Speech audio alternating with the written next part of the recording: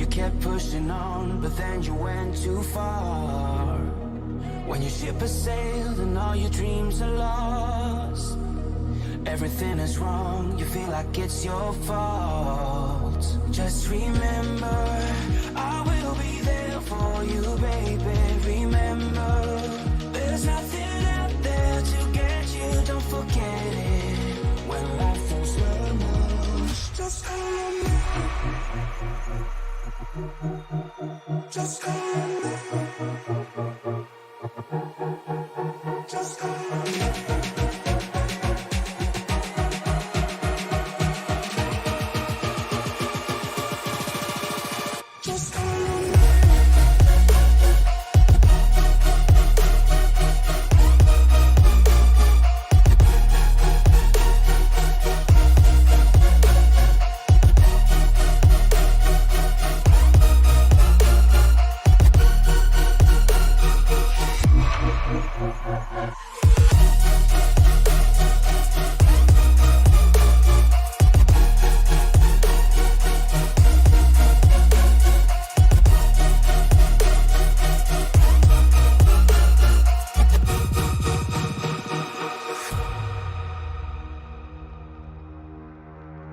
You're stronger now than you ever been.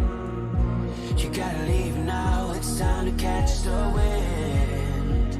You will climb up high and look through the clouds, and when you're feeling low, I know you'll bounce back. Oh, and just remember, I will be there for you, baby. Remember, there's nothing out there to get you, don't forget it. When life throws lemons, just call on me. Just call on me. Just call on me.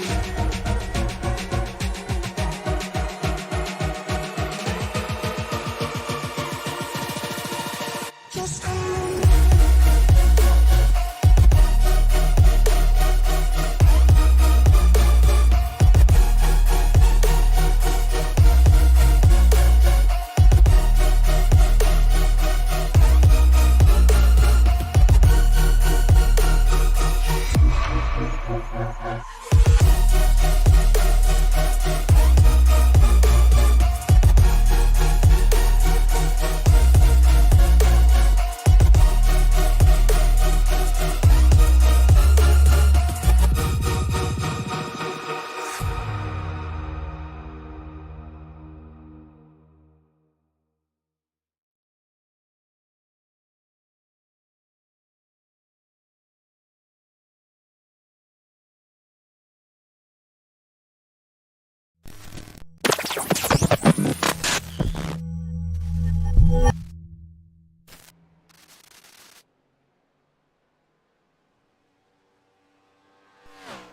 After watching an absolute clinic last week put on by Lilith Peters at the Charlotte Roval, we now come to what was the site of the championship round for numerous years.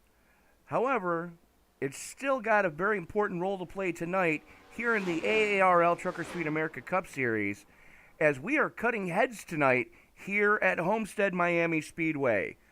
Welcome, ladies and gentlemen, to the GeneralJewelry.com 200 from Homestead.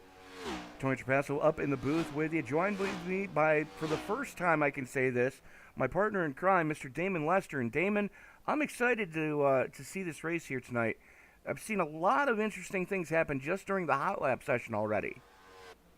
Yeah, absolutely, Tony. It's a pleasure to be working with you tonight. Looking forward to a great race. Homestead offers, multi-grooves, and these guys are going to have to, it's going to be like pedaling on an eggshell. They're going to have an eggshell under that pedal all night long. And as we see, there's guys are getting snappy loose coming out of the corners, and we've had them in the wall early. They're going to have to give the tires some time to wear in and get warm, or we could be in for a long night. But these guys have we got some fast guys already in practice. We've got guys who know they need to race well tonight to move forward in the playoffs. So It should be a very interesting night. Yeah, absolutely. And the two things have me a little bit concerned is the fact that we've been seeing a lot of things pop off that they don't really make sense until you realize there's a completely different aero model around this car than were around the Gen 6, the Xfinity car, or the truck. There is an aero bubble that formed around those three cars that would help keep you off the wall on corner exits so you can kind of push it a little harder. This car doesn't have that same aero bubble. So you see guys pushing like they would in a Gen 6, pushing like they would in an Xfinity, and that wall comes out and bites them real quick. Yeah, it really does. And this car, and one of the main points with NASCAR and this car was to put it back in the driver's hands. And they've really done that with this car. Even at the big tracks, we see that, there are guys who are just getting loose. Um, even in the real NASCAR world, we saw that a couple of times with some cars just getting really, really loose in the corners at Talladega. So this is a completely different animal than Talladega. It's got a lot of wear on it. It will wear the tires, and yeah, it's a completely different animal, and they really have worked to put these drivers in control. They don't want the car to be in control. They don't want it to be you know, just a choo-choo train around the track, and they want the guys to have control. And this car has done it. It's put everything back into the driver's hands. Well, that's the one thing I have noticed since the latest update on this next gen car is you really have to be elbows up on that steering wheel from the time the green flag flies to the time the checkers come out. As a pure Absolutely. driving fan, I love to see that. Oh, me too. Yeah, I love being back in the driver's hands. And we've got some cars going out for qualifying, Tony. As Peter Terrio's heading out on the track, looked like he was fastest in practice with a 32.88. So we'll have to see what Peter's got. He's been fast all season. Um, I'm really looking forward to seeing what he can put up tonight. David Lorfano, also another guy. He's been fast all season long. He's one of our long run drivers. He likes to let the car get settled in, and you'll see him really come on late in the runs. I did notice that last week, as the tire wear started to rear its ugly head, Lorfano was able to move forward where everybody else was at least holding court. Uh, but I mean, you missed Theriault going around. Well, it's going to be one and done for Theriault then. Let's check in with David Lorfano as he flashes down the back straightaway here. But I mean, you missed an absolute clinic last week. Yeah, I caught it. I caught a little bit of the broadcast as I was coming home, and um, I sort of had to start at the beginning, but I know that Joseph was racing. I wanted to see how he did, and he had an incident there toward the beginning of the race. I hated that he didn't make it longer, but yeah, Lilith was great at Watkins Glen earlier this season, and she finished second there behind Louis Clark, um, and she's really done well this season. Joseph was the only other driver in the sim that had any pace for Lilith last week. And it was heartbreaking to see him go out as early as he did. It was just one slight mistake, and it was like, yeah, no. Yeah, that happens, and he knew once that happened, he didn't want to be out on the track, and he knew that the playoffs were going on, so he wanted to sort of step aside and let them finish it out. But yeah, he loves running with these. He runs with these guys from time to time, and he sort of likes to pick and choose where he loves to race. Sort of surprised he's not racing tonight. Um, but look, wow, Adam Angerstein laying down a fast lap of 33.15. A full tenth He's to the on good. the pole right now. Yeah. Peter Terriot was able to get a lap in at 33.39. McQuaid jumps up to second quick, only 50 thousandths off of that pole time that Angerstein set. We're riding on board right now with Scott Da Vinci. Comes across the stripe and does improve to eighth quick. Let's see what Justin Horton's got in the 39. And you know, that's one of the things that I'm really looking forward to. This is one of the first looks we're going to get of a multi-groove racetrack here this season. Um, you know, there's so many different lines that you can take, and if you know how to drive that line, all of them are fast. Yeah, absolutely. And each line has its own characteristic. You know, if you run that low line, you're going to be pretty scorching fast for a while, but it's really going to eat your tires up quick. So, riding that high line, it may not be as fast early, but it has that staying, it has that longevity, which is important here at Homestead. Well, the other thing too is carrying that second lane, even the third lane rim riding. If you stay off the wall, you can carry so much more speed down the front and back chute that, you know, it's very difficult to actually get a pass made, because just when you think you're about to be clear, the person on the outside is using that momentum to get back alongside you and drag race you into the next corner. So, you know, that's something we're really going to need to be mindful of, and hopefully the spotters are doing their jobs tonight. Oh, yeah, absolutely. As Cam Harris out on the track in the LJC Designs Toyota Camry, as he hauls down the backstretch with a good head of steam. This is his first flyer. Yeah, Cameron's had a good season. He is teammates with Patrick McQuaid, and that Project Dynamic team has had a great season. They both, you know, Patrick with 4 wins, Cam's got 2 wins this season. So I look for Cam to be fast. His first lap there is a 33.9. It's one and done for him as qualifying comes to an end. So let's take a quick look at, if I can bring it up here, take a quick look at our starting grid. Adam Angerstein, 33.156 to set quick time here tonight. Pat McQuaid's going to start outside row number 1. Row 2 is going to go to David Lorfano and Larry Garnes. Jeremy Flanagan and Kyle Purcell rolling off in row number 3. Row 4 goes to Pete Theriault and Scott Leonardo da Vinci. And row number 5 sees David Hara and John May. Damon? Yeah, starting in row 6, we've got Charlie Dickey in the 37 and Cam Harrison in the 27. Starting row 7, we have Justin Horton and Christian Delgado. Starting in row 8, we have Tyrone Yo and Nathan Christensen. And starting at the tail end of the field today, on row 9, we have John Higgins Jr. and Robbie Fletcher. Let's take a quick look at our weather conditions before these drivers start rolling off. Relatively cool in the Homestead-Miami area. 69-degree ambient air temperature, 50% held relative humidity, 2-mile-an-hour winds, 72-degree track temperature. That is very cool for this area, which means that the track itself is going to have a ton of grip. It's going to be put right back into the driver's hands of what can you do with it. But on cold tires, this track is going to be very sketchy. Yeah, absolutely. I mean, anytime, you know, you look at this track, even when there's a lot of grip, there's not a lot of grip. So, I tell you what, though, is really I love seeing Adam Angerstein up front. You know, he's had some good runs with some really bad luck this season, and good to see him up front with that number 9 Casey Kane throwback looking vehicle. And what are we looking at as far as fuel fill and tires tonight? Well, with our fuel, these guys have 70% fuel, Okay. and they get 6 sets of tires. That's 5 in the pits and 1 on the car.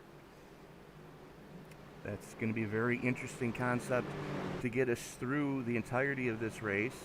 Again, 134 laps of scheduled distance as the field works its way through the 3-4 complex. Angerstein's going to have the button in that apex number 9. The only thing that's left for me to say, Damon, is it's time to wipe the visor, adjust the 5-point harness. Grandma, pop some popcorn, because it's time to get it on in South Florida. Race fans, it's showtime! And Adam Angerstein's on the hammer. He's Patrick McQuaid right there with him as they are battling those 2 Camrys into turn 1 as they'll go side by side. Adam Angerstein up low, down low, and Patrick McQuaid up high, getting that momentum we were just talking about, Tony. Trying to get that 77 wound right up as it's anchor pack of hornets behind him. They're almost 3 wide for Purcell, Garnes, and Flanagan right now. They finally get that sorted out. And Damon, I'm sure you can attest to this. The most terrifying things you can hear your spotters say in the iRacing server: 3 wide, you're the meat. Yep, you don't ever want to hear that, that's for sure, especially at a track like Homestead, where the car can slip at any time. So these guys are, we have some trouble there in the middle of 1 and 2. We got somebody in the wall there. Pete Theriault, and that's going to bring out our first caution. Oh, and Jeremy Flanagan, Zorku, he's got a little loose off of turn 2, and he's into the inside wall in the backstretch. So 2 separate incidents there. One after the caution was already out. So I hate to see that for those guys. They say they've been fast all season, both Jeremy and Peter. So, well, the 20 brushes the safer barrier, gets up into the wall. The 26 doesn't realize he's stuck up there and just runs him over from behind. And then you said Zorko? Yeah, number 11, Jeremy Flanagan, after the caution was already out, looked like something happened to him coming out of turn 2. He bounced off the outside wall and then ate the jut out that leads to the infield. Yeah, looks like he got a little loose coming off 2. The 2 guys are going to looks like Peter Theriault meatballed it, so he's probably going to have to come in and burn that fast repair early in the race. So he'll have to be tiptoeing on eggshells for a while. I dare say Flanagan's going to have to do the same thing. Yeah, absolutely. The right or the left side of that car is completely just pancaked. Yeah, he hit it a ton on that backstretch. I've seen ironing boards that are less straight than that. Yeah, that's ouch. That's one thing about the model is that they've gotten it fairly close to the real thing, but I think they still have some work to do because we've seen some cars take some pretty good licks in the Cup Series this year and still been able to keep going. So that's iRacing I think is still going to have to work on that, but it is what it is for now. So unfortunate for both those guys. Looks like Peter's already gotten his car repaired, and looks like Jeremy's gonna stay out. Maybe no, he's coming to pit road. Well, we are working caution number 1 on lap number 4 here for a couple of separate incidents that took place. And a couple of drivers having to actually burn their fast repair. As a matter of fact, Flanagan's not burning his fast repair. Yeah, he doesn't have a lot. I mean, he does have a lot of damage, but maybe not enough to burn that fast repair right now. I'd say if he goes out and he sort of babies it for a while, he should be okay. Peter, unfortunately, had the old meatball. And when you served up a meatball, you have no other choice but to burn that fast repair. And for those of you wondering what we're talking about when we say meatball, it's a black flag with a yellow or an orange dot in the middle of it.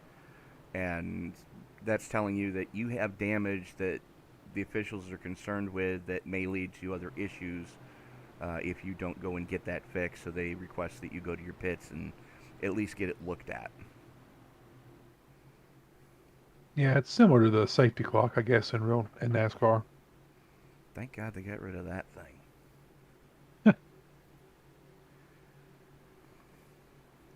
So let me get this straight. We just watered a car and you want us to fix it in 5 minutes or we're out of the race. Yeah, I still think they have that.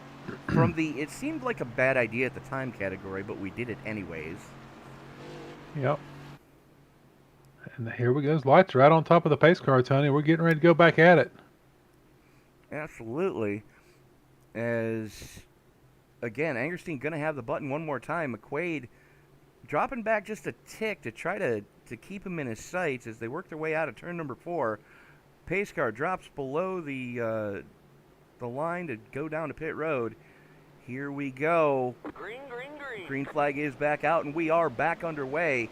Angerstein gets a much better jump than he did on the initial hit as McQuaid and Purcell almost side by side going into turn 1.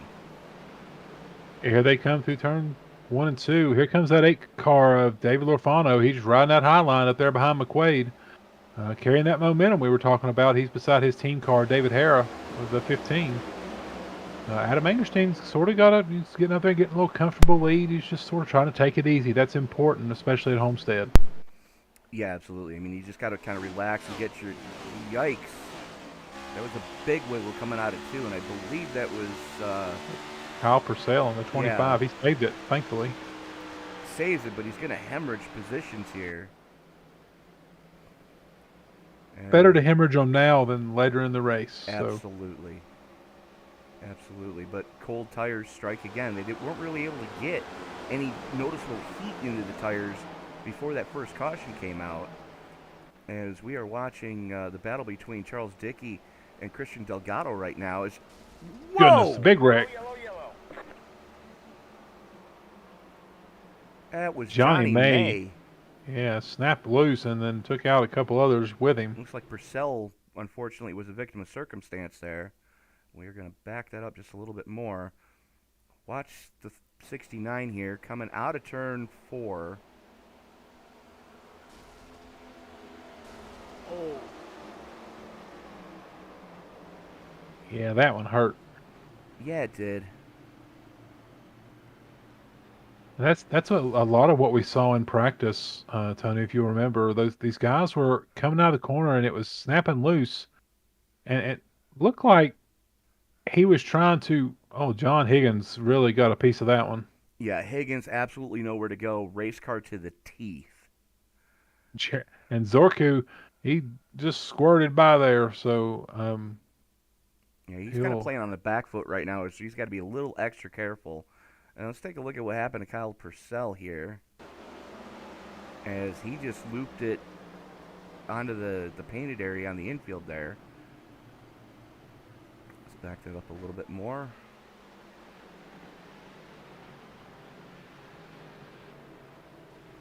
All that. Oh, okay, he was trying to save avoid with a little flare. Yeah, he was trying to avoid that little incident there, and just unfortunately spun it. Doesn't look like there's too much damage on the 25 right now. No, I think he got through there unscathed. I don't think he got into the wall. Those tires probably didn't like that, but correct. It looks like Johnny May will take his fast repair. As you do in a situation like that. Yeah, he looked like he hurt the engine pretty good, so he didn't have a choice. Oh, yeah. And, same thing with Higgins. He tore the front end completely off that car in that crash. So Higgins was driving a pavement modified until he burned his fast repair. So yep. Quite a few drivers already on the back foot here tonight. Everybody gets one mulligan, and some of them already used it. So you got to be a little bit more careful from here moving forward.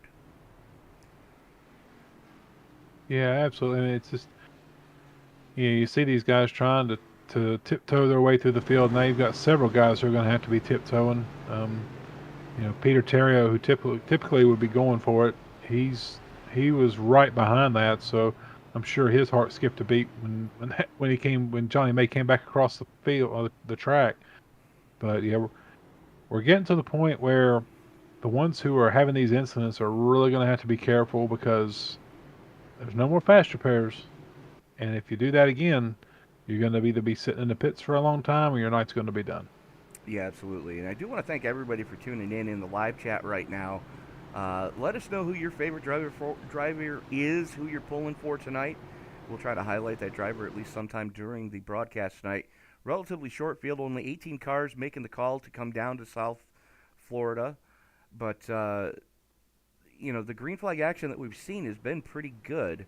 We just need to get the early race jitters out of the way, and I think these guys are going to settle in quite nicely and be able to, open the taps up a little bit here moving forward. If you haven't done so already, hit that in the live chat. Hit the thumbs up on this video. It really helps share it around with the YouTube algorithm. The more thumbs up a video gets, the more likely it is to show up on news feeds for people saying, "Hey, you like such and such. You might like this." And if you haven't done so already, hit that subscribe button and turn on bell notifications. as we are in the middle race of a triple header here today on the Esports Broadcasting Network. Of course, we had the Night Shift Racing League firing off at noon Eastern Time. That was Jason Sofford in the booth for that one. You, of course, are watching the AARL Truckers Feed America Cup Series. Tony Trapasso and Damon Lester in the booth for this one. And then at 10:05 Eastern Time, we will be going to Western States Racing League as they are in season 46. Damon, can you wrap your head around that one? Two seasons a year. These guys have been doing it for 23 years. Yeah, those guys, I believe they started on NASCAR 2003, and they've Yes. been going for a while. So I think it's great that they finally were able to move it over to iRacing and keep it going. And I'm sure this is working out. NASCAR racing 2003 was good in its day, but I don't think you can get it as good as they do it here on iRacing. So it's pretty impressive. We're back under green. Adam Engerstein, great jump into one. Patrick McQuaid and David Hare are side by side for second place. Cameron Harris falling in behind in fourth. David Lorfano eating down low for fifth. Yeah, absolutely. As we're watching that battle for the second spot between McQuaid, Harris, and Hara, these guys are just flat getting it right now. They've already got about a half a second to the good over fifth place David Lorfano. Well, And you can kind of see the gap there as we're way up in the sky on this one. And you can see Lorfano is starting to pull a little bit of a gap on Charles Dickey as well. Everybody kind of settling in right now. They're trying to figure out what they've got. They want to get a nice long green flag run in here and not do anything crazy to bring out another one of those flags that I'm not going to mention. yeah, absolutely. And we just about had a little bit of a oops there on the back straight. Scott Leonard got loose off of two. But it looks like, as I mentioned earlier, we were talking about Lorfano. He knows not to burn the stuff up. So he's like, guys, you go on up there, burn your stuff up. I'll get you here in a few laps. Um, as he brushes the wall just a little bit coming off of two. Looks like that car might be pushing a little bit off the corner, but David Hare, what a great dive there. He's sent it into turn three, and he's trying to get the slide job on Cameron Harris, and he won't be able to complete it as they're side by side going down the front stretch. Harris using that momentum to hold off Hara on the low side. And that's what we were talking about, during the pre-race, is that, that second lane, as these tires start to wear more, that second lane is going to pay bigger and bigger dividends. And so here comes Cam Harris diving low on David Hara. Didn't quite get the move done there. Full send it mode, almost a slider line, as we would call it on the dirt my side. goodness. Oh, Agerstein. Hey, that, ladies and gentlemen, is what you call net code. Oh! He is stuck in the fence. Yeah, but go back and watch what happens when he first got freed from the fence before he got sent back into the fence. Bang, hits the 77. Why can I not find him? There he is. Oh yeah, he broke loose. Oh my, yep. Yeah, watch this again here. You see him get just a little bit squirrely coming off of four. Tries to correct it, and that's the one complaint drivers seem to have about this car, is that when you get it sideways, there's really nowhere to go with it. You're either going around or you're eating the wall. You see him get flipped up in the air there, comes right down, and the next car to come through is the 16 again.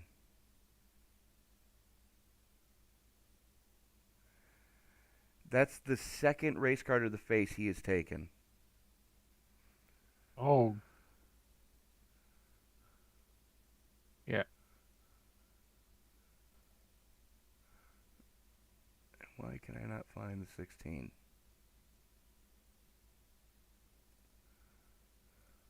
Because it was the 19. I'm sorry. Yeah, okay. There's the 19 of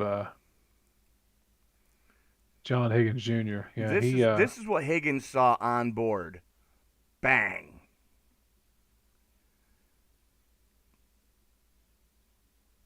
I mean, just no time to react as that car was flipping down and fell in front of him. yeah,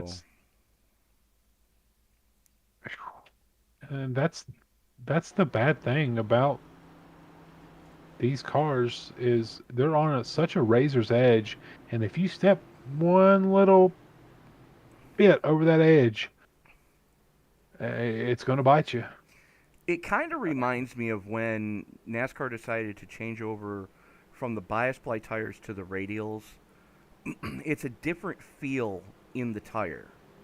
Yeah, it really and, is. And now they're going from the thick sidewall to the thin sidewall, and you get yet another different feel. And guys are having a very difficult time collecting these cars back up if they get sideways on a paved track. They were able to kick the back ends out at Bristol, but it just on pavement, there's no side bite to this body like we're used to. Yeah, and you add on top of that rack and pinion steering, Right. super fast steering. So As opposed to the old dog box, like you would see in like absolutely. a Chevy C10 from the mid '70s, early '80s. That type of steering, and it was truck arm suspension in the back too. Same Yep. suspension that they had on the C10s. Well, we're getting ready to go back to green flag racing, and don't look now at Peter Terrio's got that 26 car back up in the front. So Green flag. here we Yes, go. it does. Green flag is out. Cameron Harris brings them down into turn 1 and 2. Here comes Peter Terrio looking on the inside. He'll fall back to third. He's going to follow David Lorfano up high. As Peter Terrio is getting quite a run, he'll go outside of David Lorfano, getting that momentum down the backstretch. Harris and Lozano are the only two that have not been down pit road yet. So everybody else has at least come down for a splash of fuel or something. So it's going to be interesting to see if we do get a long green flag run here as to how this is going to play out. Yeah, absolutely. And we're getting to that point where there's been several people, like we mentioned, who have had some damage already. And, they've not tried to just fix it. They have had to use that fast repair this early in the race. So we're only on lap 20, and we're on our third or fourth caution. I believe that was 3. Yeah, so hopefully everybody will settle in here and we'll get some green flag laps in. And Peter Terrio's right on the bumper of Cam Harris as they go into 1. He's making him think about it, Tony. Yeah, very much so. And I was kind of looking back around Purcell and Higgins, that battle for fourth, as these guys were just hammering tongs. We got one getting spit out down low. That was the 5 of Christian Delgado. Looks like no harm, no foul, but he does have a lot of front end damage on that track racer number 5. You see it looks like a pug dog right now. Yeah, I think he got that in maybe that last incident or maybe the second caution. Safe bet. He was involved in that. Which means he's on the back foot right now because he's got to really maintain his engine counts because it's so easy to poke a hole in these radiators. So he got loose just again coming off too.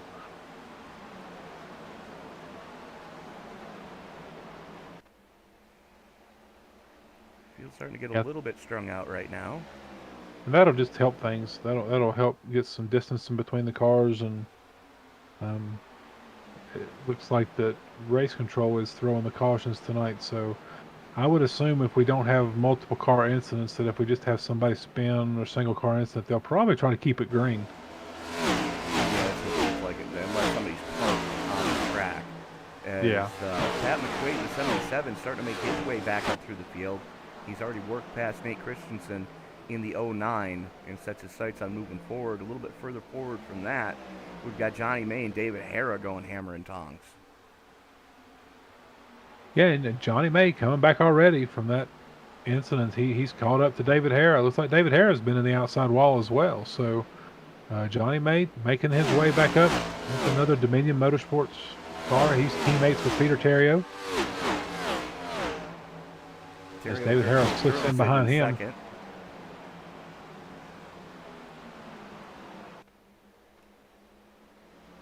Something happened to John Higgins because he and Larry Yarnes were just door to door, and all of a sudden Higgins has dropped back into the clutches of the 69 of May, as May now tries to figure out how he can continue his march back forward.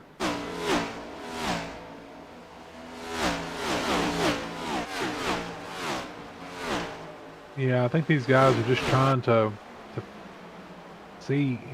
Some of them have already found how far you can push it, and I think they're trying not to push it any further. Yeah, absolutely. So here comes the 15 of Hera to the inside of May. Drag race going into turn number 1. It's Hera on the low side, May on the top side, as they've got Justin Horton in tow with them right now. Absolutely, and Justin Horton wanted to make that 3 wide. He was looking, he was thinking about it, Tony. He was thinking about it, but it's never a good idea in a place like Homestead-Miami. No, especially with the cars just loose and on edge, and he's thinking about it. And he's going to drop to the inside, get by May, as Hera's already done so, has gotten the clear. As May looks back to the inside, thinks better of it. Hera now to the inside of the 19 of Higgins, going to wrestle that spot away from him. As we got some moving and shaking in the midfield. Boy, Hera just went for a wild one coming off a 2. And so did Zorku.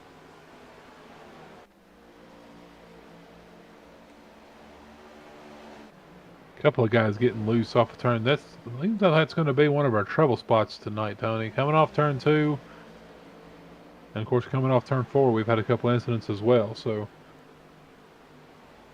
Yeah, absolutely, and that's usually Calamity Corner when we come here to Homestead-Miami. Is, turn 2, it's shaped a little bit differently than turn 3 and 4 is. The track's not really a true oval, it's more egg-shaped, so you can carry a little bit more momentum coming out of 3 and 4 than you can in 1 and 2. 1 and 2 kind of pinch down, almost like almost like Darlington. Yeah, I was just going to say, it's very, very similar to Darlington, just with a little bit more banking. And a lot more room. True story. Tries to continue his climb back up through the field here. Already back up into the 8th slot. Yeah, David Hera, he's part of that Hillbilly Motorsports team, so he and Lorfano are teammates, and David Hera certainly wants to get back up there. He is the last spot in right now in the playoffs, so certainly working the inside of Higgins right now. Here he comes, and he makes that pass. Higgins looks back to the inside, going into 3, thinks better of it, as Hera just completely slams the door in his face. And here comes Charles Dickey in that 37, trying to do the same thing to the 19 that the 15 was able to do. He's got to worry about the 77 behind him, though, because Pat McQuaid has been quick since these cars unloaded off the hauler at the start of the hot lap session.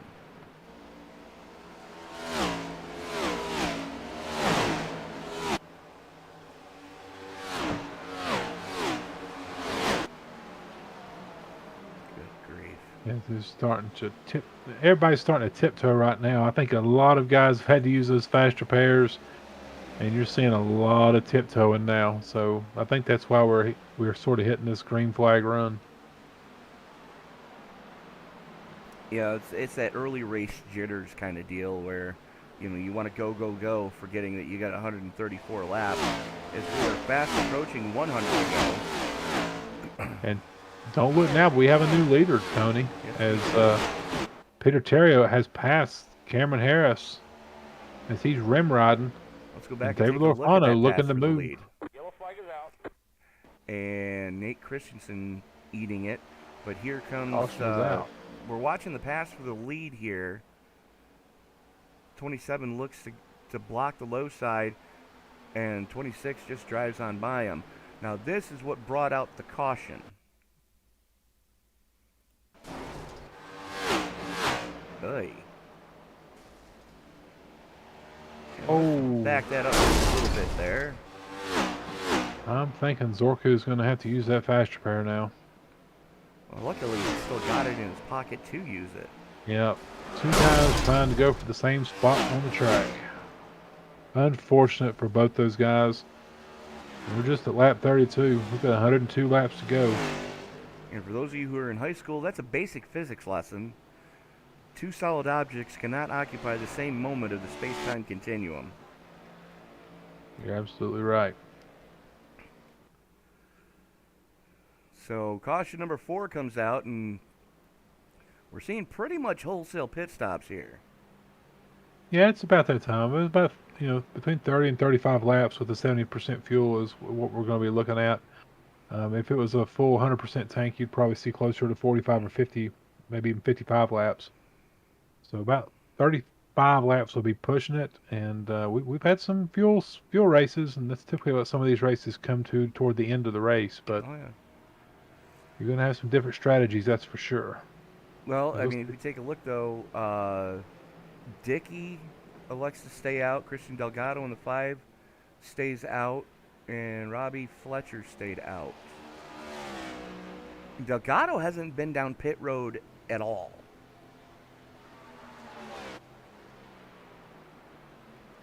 So I'm kind of wondering what the game plan is for the 5, because, like you said, yeah, the cautions are going to help you save a couple of laps, but you're not that far. Now. Here he comes. I'm probably going to have to burn that fast repair here, too. Now, Dickey and Fletcher were both last down on lap 16 under the last caution.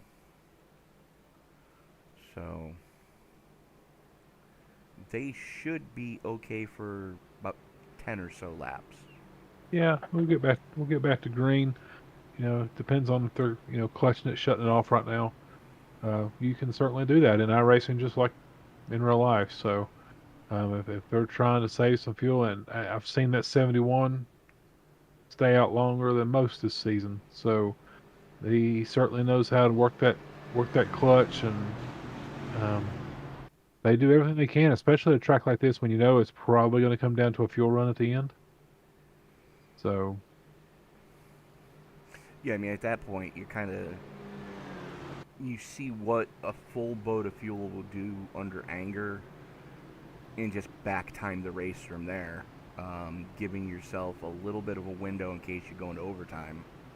Right. Absolutely. I mean, the only thing that's going to hurt him here is he's got a lot of hungry dogs with fresh Mr. Feelgoods on these cars. And, that's... I don't see Dickey and Fletcher staying up there very long, because we know Terrio's been fast, and so has Lorfano. And Kyle Purcell has been fast as well, so he's got some good track position now. So as the lights are out on the pace car, we'll be going green next time by. Yes, we will. And, I got to think that, the 71 of Fletcher is going to be a sitting duck here, because he did not take tires back on that last pit stop. I don't know if he's taken tires yet, but we know that at the end of about 33 laps, the last lap that these guys were turning, we were looking right around 2 seconds worth of fall off between the haves and the have-nots. So this is going to be very interesting to see how this one does play out. As Dickey in the 37 on the low side, going to bring him back to the green. He's going to have the button as the lights are out on the official iRacing pace car. Yeah, and one thing we were talking about as well is Dickey. He's that first man out on the cut line right now for the playoffs. So trying to do everything he can to try to stay up front, get on a different strategy, whatever he can to sort of upset the apple cart. Well, he's got the 1 bonus point for leading a lap so far. Yep. He's going to need to lead most laps and win it to guarantee his spot in the round of 6. Yeah, here we are back to green. Charlie Dickey takes it into turn 1. But here comes Peter Terrio with those 4 fresh tires. And Charlie Dickey got a heck of a restart right there. He is already pulled out by quite, 8 car lengths. Yeah, absolutely. As they were 3 wide behind them, and that was the backsliding Fletcher, unfortunately getting swallowed up by the field. As the 26 of Theriot going to the high side, looking like he's trying to save tire early. Well, and that's going to be the key here. So trying to make it last as long as possible. And if you can run the high line here, go for it all day long. I like to run the middle. Oh, no. Purcell just tried to take down the turn 1 wall. Let's go back and take a look at what happened here with the 25. Just a little bit of a wiggle going in, and absolutely no time to make a reaction there. Eats the turn 1 wall and drops the field. Unfortunate for him. He's, a couple of times he was able to sort of save it, even though he spun, but not that time.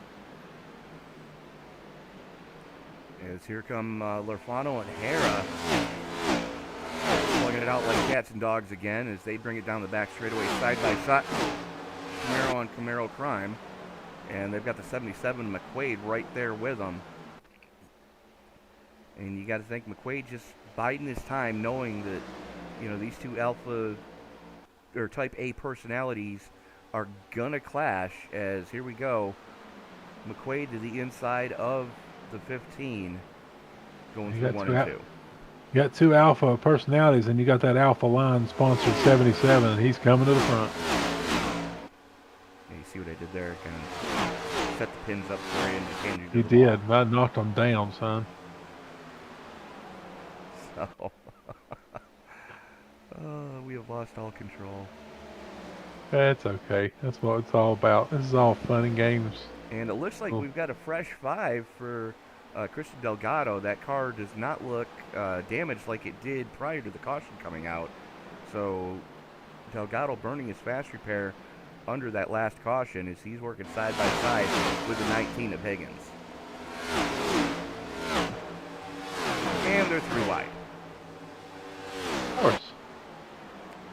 And that's what old tires and new tires look like differently. Almost a full, well, definitely a half a second difference between Delgado, Higgins, and Fletcher. So I'm looking at the fast repair list for tonight so far. We've got John Higgins Jr. has taken a fast repair. Christian Delgado has taken his.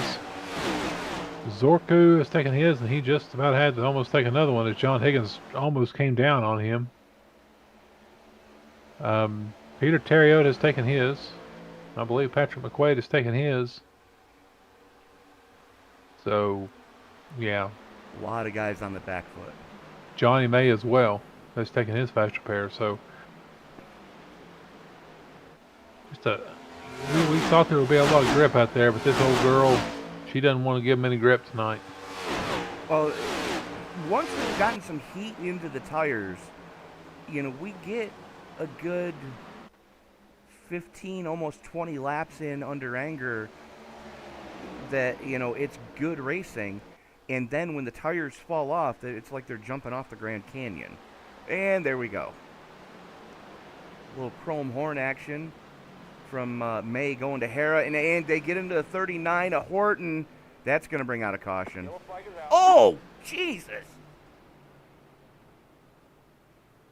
Jeremy Flanagan just died.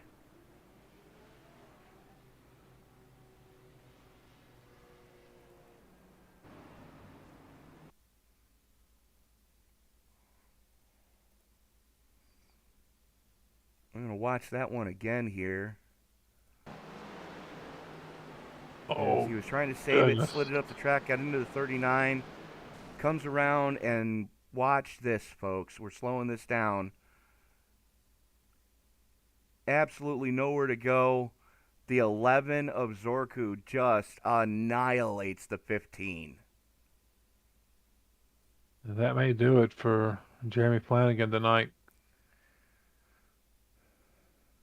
Oh, my goodness. And as we mentioned there with the meatball situation, right now, Jeremy looks like he does have a meatball after that, as well as David Hare and Nathan Christensen, unfortunately. I think Adam Angerstein got a piece of that as well. He had taken his fast repair, and now he is missing his nose. If the 15 hadn't just straight up locked it down, Flanagan might have been okay. But it's the fact that the the 15 completely just put his foot through the floorboard on the brake pedal. Flanagan was hoping that the track was going to self-clean like it normally does, and unfortunately, boom goes the dynamite. Yeah, I think that started back with there was a little contact between the 15 and the 69, Yes. and then Little chrome horn action from May. yeah, Got and then the 15 loose, and he was chasing it and chasing it. Got into the 39 of Justin Horton, and decided, lock it down and be predictable, which is usually a good thing, unless you're in, Jeremy Flanagan's situation. He was hoping the track was going to self-clean and then tried to take evasive action, but it was just too late. yeah, unfortunate for all those guys. Especially Jeremy was fourth in the points. So that's could be detrimental to his playoff hopes tonight. Well, it's time for another good news, bad news situation. Good news, it's a short field tonight. Bad news, I don't think it's a short enough field to keep Flanagan in the playoff contention. Well, the what Jeremy needs to be doing right now is just getting that damage fixed, no matter how long it takes, and get back out there and run some kind of laps. Yes.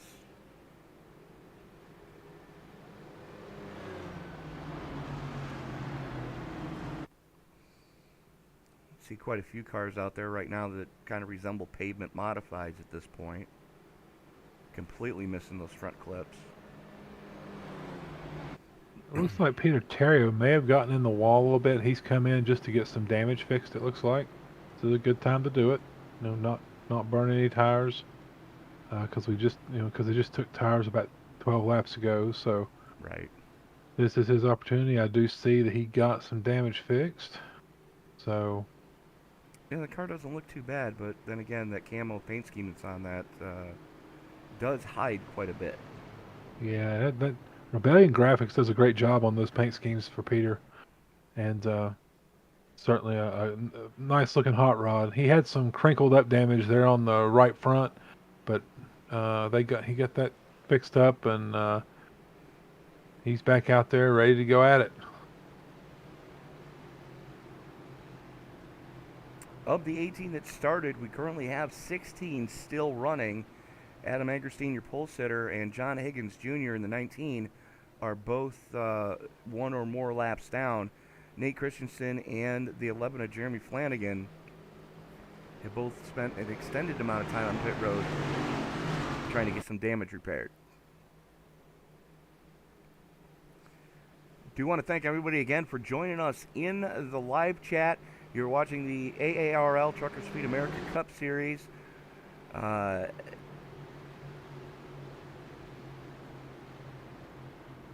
Yeah, Gemvertible Jewelry 200. I have to keep checking myself on that because I know I'm going to butcher it, and I don't want to butcher the sponsor's name. 200 here at Homestead-Miami Speedway. Tony Trapasso, Damon Lester up in the booth with you tonight. Want to thank everybody for being so lively in the chat. Thank you all. If you haven't done so already, hit that subscribe button and turn on bell notifications so you don't miss a single moment of action here on the eSports Broadcasting Network. As we broadcast 6 nights a week, the vast majority of the nights we're doing triple headers. This being the middle race of the Tuesday triple header. Of course, we had the Night Shift Racing League at noon Eastern Time. This being the AARL Trucker Speed America Cup Series that you're currently watching. And then at 10:05 Eastern Time, we will bring Western States Racing League next race to the masses. So you don't want to miss a single moment of action. Hit that subscribe button, turn on bell notifications, and if you like what you're seeing, hit the thumbs up button. It really helps share this video with the YouTube algorithm. If you don't like what you're seeing, hit the dislike button twice to make sure you got it. Oh, there it goes. Oh, right. Yellow, yellow, yellow.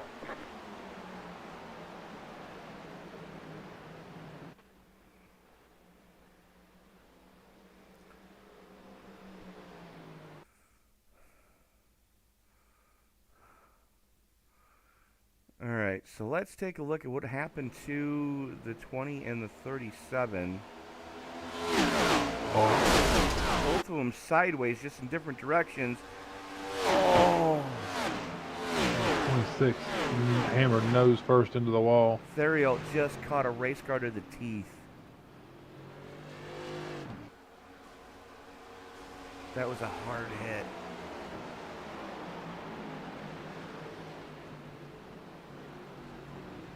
Yeah, he's such a good kid. I mean, he's got a lot of talent.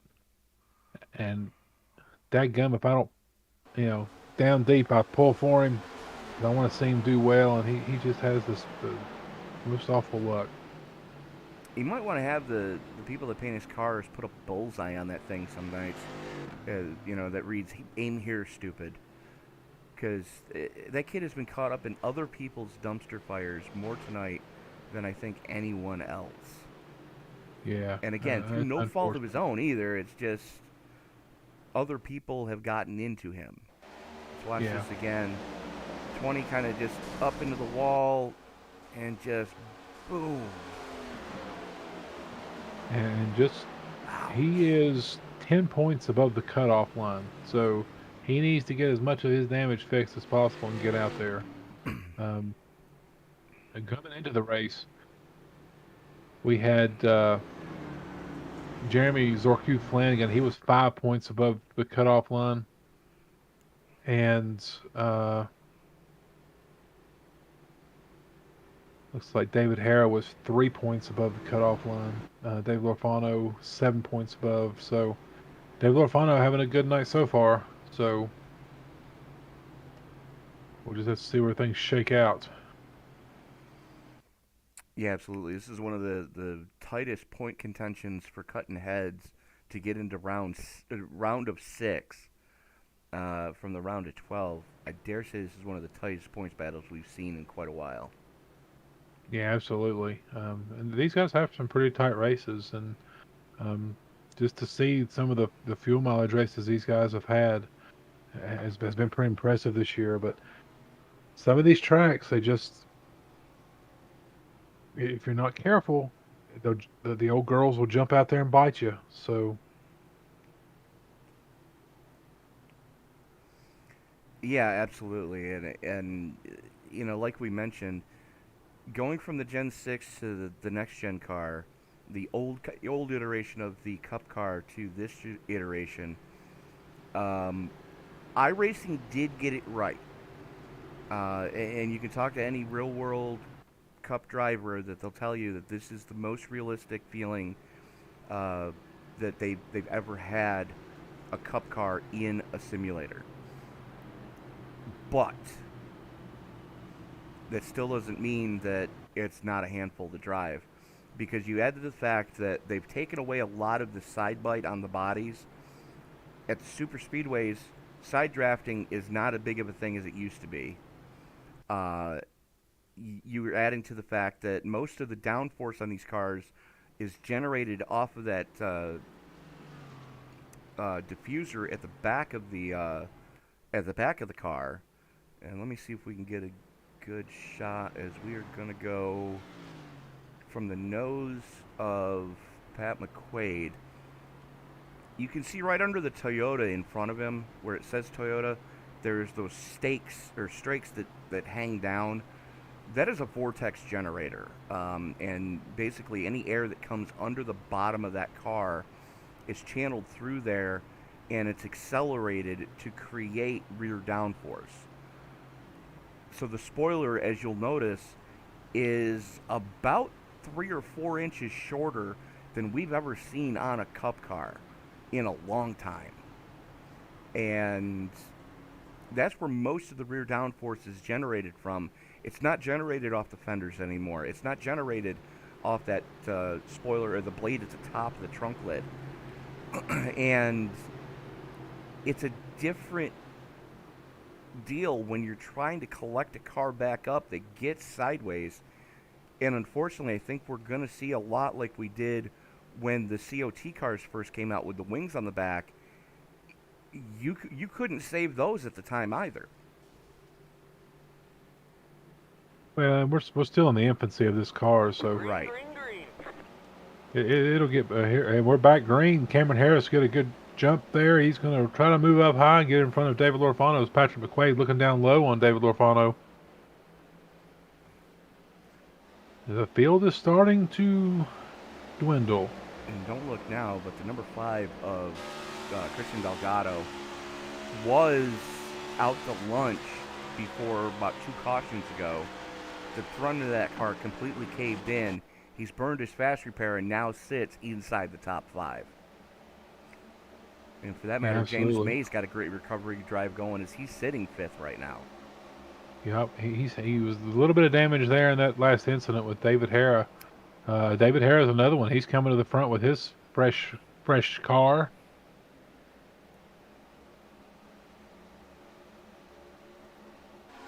And you can see we've just putting a lot of faith in netcode right there as he almost gets into it with McQuaid coming off a 2. They get him collected back up and still pointed in the right direction. Yeah, so we've almost, as you can look here on the track, we've almost got 2 separate packs. You've got the guys who have been careful, or have used a fast repair and have kept their second ride clean. And then you've got the guys who have had multiple incidents who sort of have their own pack. So, or maybe you got Charlie Dickey back there. He had to use a fast repair not long ago. And as you were mentioning, Christian Delgado, I think he may have just had an incident as he has fallen back. Looks like he may have gotten into the wall off a 2. We're still waiting on a camera angle. And again off of 4, he's in the wall. Just a little bit there. It's not a major crinkle. He didn't completely cheese grater the car, but definitely a little bit of a wow in that right front fender.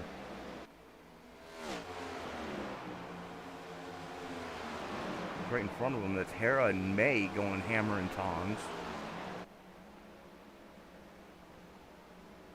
May on the top side, Hara on the low side. And May is missing his hood? Yep, looks like it. You see that snorkel under there for the air cleaner where that air comes into the nose. They're trying to... It's another way to... Whoa, they just about get into it off 2 there. Yeah, May taking evasive action there, trying to make sure that he doesn't get into Hara, and that's going to let Delgado get to his door. And they're going to have to get this sorted out pretty quick because Scott Da Vinci is he's on a tear right now, and great recovery drive for him. Is he was one of the first to get involved in an accident tonight back on lap 3. Yeah, unfortunately they've been happening early and often tonight. Looks like we got a battle for second, really hot and heavy. Actually, it's a battle for first, second, and third. Harris, McQuaid, and Lorfano all in lockstep right now. The only one that's not running that top side through the corners is the 8 of Lorfano. As he's trying to get a good drive off of 2. Sorry? He's sort of running a middle lane there, not all the way to the bottom, but he's certainly getting a good run there. Yeah, he's not trying running to race well. whether or not. He's exiting low to try to get a straight run as McQuaid that was Harris. Big trouble coming off of 4, had to chase it down the track. So we're getting to that time, 62 laps. The last time these guys were down pit road, was lap 33. So I dare say we're closing in on green flag pit stops. Yeah, it's going to be happening soon, that's for sure.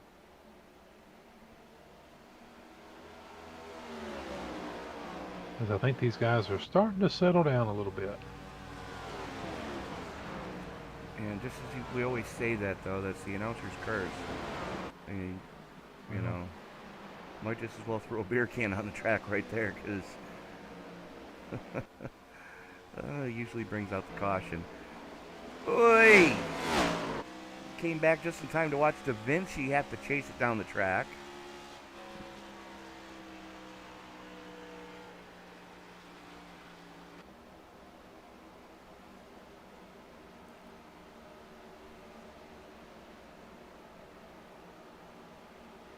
The field's really starting to get spread out now. Absolutely. You can see our pole sitter there. That is the 9 of Nate Christensen. Not having a good time of it as he's working. Or sorry, that's Adam Angerstein in the 9, working the inside of Kyle Purcell.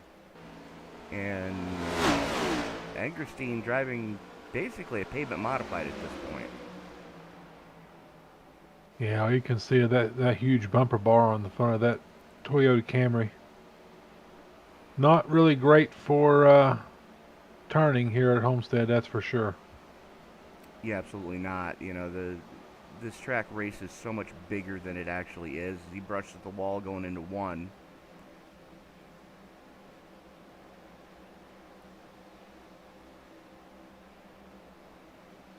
But he's hanging in there. Good recovery drive. He's back on the lead lap at least.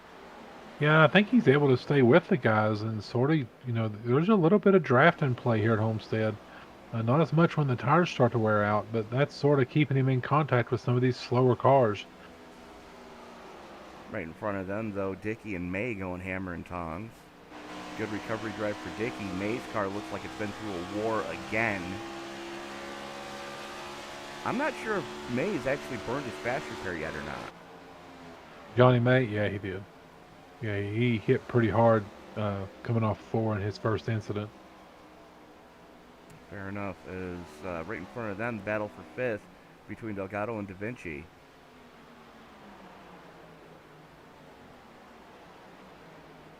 And Scott Leonard just sort of taking his time, not pushing the issue.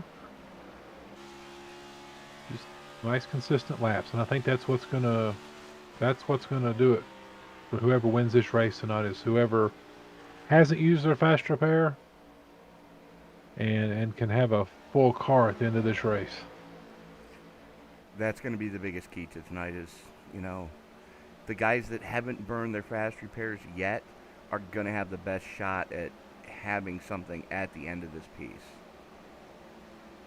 As now Da Vinci pulls alongside in the middle of 1 and 2. But you can see that second lane able to carry so much more momentum on a corner exit. Delgado able to relegate Da Vinci back to 6th. Da Vinci's going to look to the inside again, going through 1 and 2. A little bit of a bobble for Delgado way up on the top side. He may have gotten into the marbles, but keeps his foot in it. And there you go, 2 car lengths to the good for the 5 of Delgado. There goes Scott Leonard running that. Not really on the bottom, sort of a lane up off the bottom. Is really helping his car as Delgado gets into the wall again, coming off 2. As we are on the gyro cam for the 14.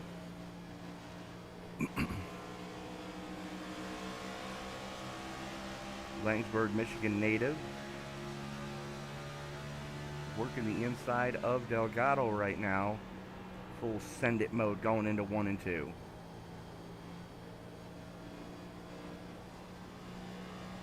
And as Dale Jr. would say, slide job, slide job. Pretty much, yeah. Now he should be able to get up there. He's running that high line. He'll be able to keep that momentum.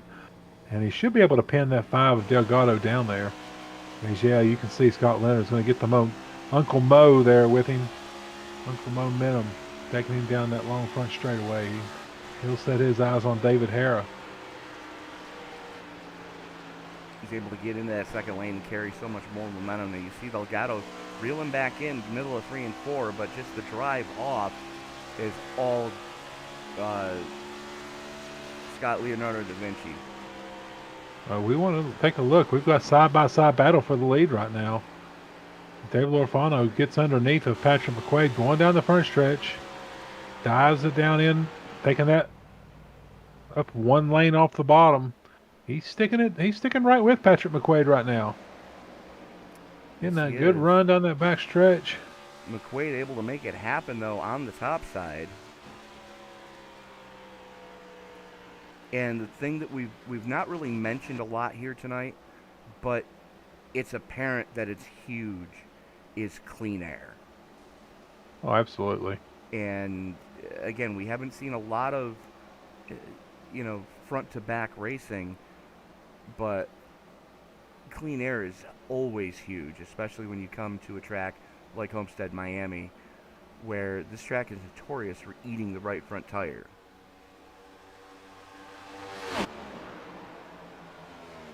Yeah, this battle for the lead is so impressive. Lofano will get a nose out in front, and then as we talked about, that momentum off that high side, Patrick McQuaid just powers back out in front. You got to wonder who of these top runners is going to be the first to blink, though. As, what did we figure, about 30 laps under Anger with a 70% fuel fill? Yep. It's about 30 to 35 laps is what we were looking at. We're getting close. If I told you they were at 40, what would you tell me? I would say the cautions helped them get there. Absolutely. And these guys, as Dave Lorfano will lead that lap, it looks like. Yeah, he'll lead it by 0.06 600ths of a second is the way he takes the lead there. And he pulls he slides up right across the nose of Patrick McQuaid. And now he can sort of settle in and see if he can put some distance between he and that 77. Yeah, these guys have been racing together for a while, Tony, and the top three are some of the best fuel savers. Even as hard as they're running, they're some of the best fuel savers I've ever seen in iRacing. I believe it, but the thing you got to keep in mind too, Damon, is McQuaid doesn't have to win the race, but he did get that bonus point for leading a lap. Yep. And with us cutting heads after tonight, to get to the round of 6, every bonus point counts. As McQuaid throws the dirt track slider line on Lorfano coming off of 4. Lorfano going to try to battle back here as he sends it going into 1. But, yeah, these guys are having fun right now, and you can tell. Oh, yeah. These guys always have fun. Even on bad nights, these guys always have a lot of good fun. And the 5 of Christian Delgado, and not to take away from the lead, and Scott Leonard, they're still going at it. As Harris going to be the first one of the top 3 to blink, bringing the 27 down for, it's not going to be the money stop, but it's going to put him darn close.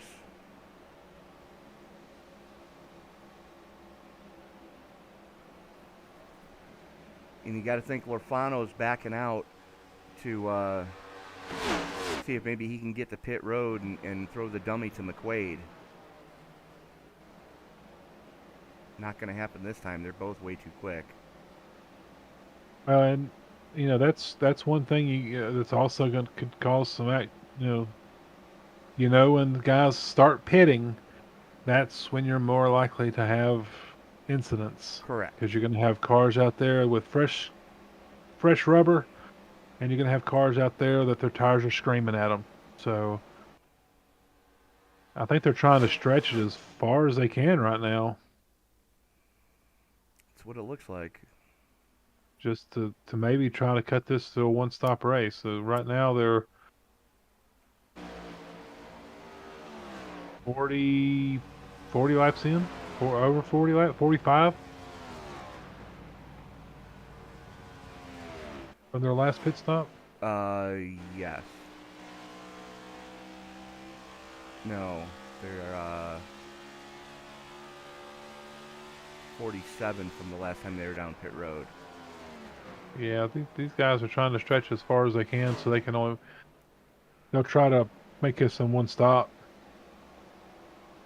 I mean, they've really started to back these corners up too. I mean, they were charging into the Yep. corners at 180 miles an hour before.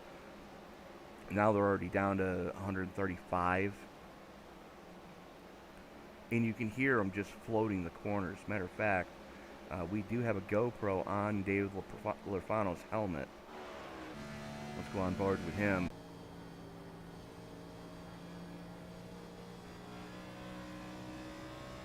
You could hear how long he was out of the gas for going through 3 and 4.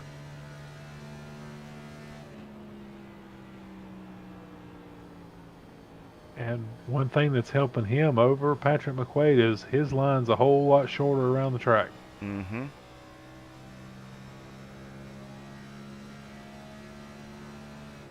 Yes, it is. Of course, I say that now he has to move his line up just a little bit to get around that 20 of Larry Garnes. Oh, here he comes to pit road. There you go. Perfect timing there.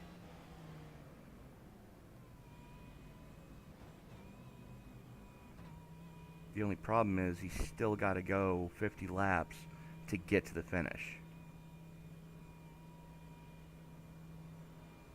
Well, I've seen the man do some amazing things this season, so I'm not going to put it past him.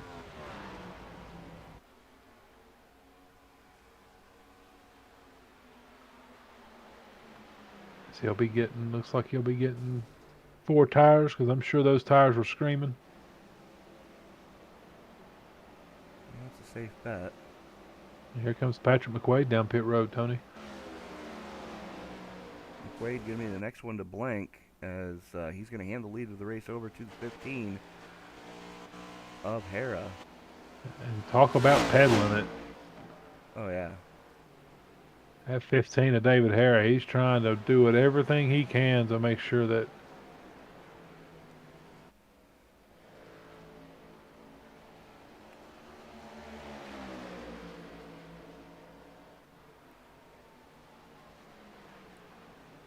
just amazing to listen to these guys work. Oh, absolutely. I freely admit I'm better at turning wrenches and figuring out how to make the cars go fast than actually driving the cars fast. And to see somebody able to just wheel a car like some of these guys can. I mean, we've got some amazing leagues on the eSports Broadcasting Network that we broadcast week in and week out. And ladies and gentlemen, if you're not already subscribed, you owe it to yourself to do so.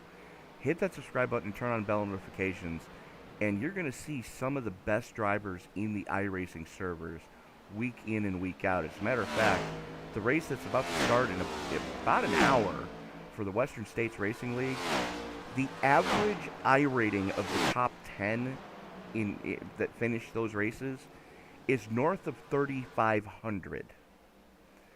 Now, put that into context. I've been in the iRacing servers since 2014. Now, granted, I haven't raced in the last 3 years, but my iRating on pavement ovals is only 1,500. Yeah, mine's like 14, so I'm right there with you, buddy. Right. So, and what they do is they use the iRating to determine your skill level. It's how many how many cars do you pass during an event? Where do you finish during the event? Where did you qualify? And so on. And they use that in the iRacing server to put you in races with like skilled individuals. And I've said it time and time again that most of the leagues that we broadcast, if you were to put me out on track with most of the leagues we do, I would probably finish stone dead last as long as somebody doesn't get caught up in a dumpster fire. Because I mean, we're able to showcase some of the greatest talent in iRacing, and nothing makes me prouder than to do this. And, Damon, I don't know if you're aware of this or not, but this coming July 3rd will be the 5th year anniversary of the start of the eSports Broadcasting Network. Well, we need to have a party. Absolutely.